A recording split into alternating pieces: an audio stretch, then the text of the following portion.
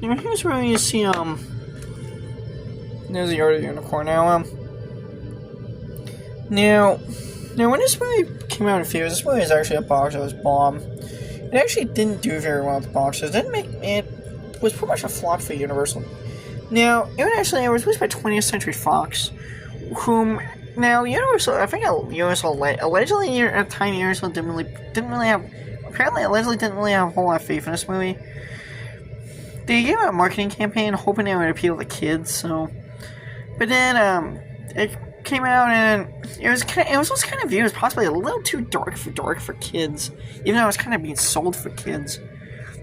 But I actually was seen as, and a lot of critics felt it was way more for adults than it was for kids. Which many people kind of caused people to think that Universal Pictures probably targeted towards the wrong audience. I mean, to be honest, I think if this movie was remade today, it would probably PG-13, honestly.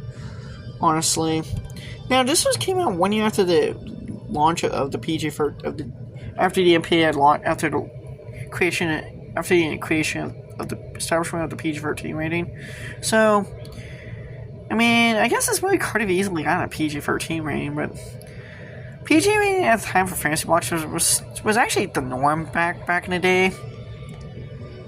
PG ratings for fantasy blockbusters back in the day was pretty much the norm back in the day. Yeah, or they're R-rated, which that was usually for the extreme cases like Conan, Excalibur, the Sword and the Sorcerer, I want to say, and Deathstalker, and now, famously, a lot of people criticized the marketing. Now, many people felt that the marketing campaign probably did this movie a disservice. I mean, if you actually look at the poster, it's really super dark.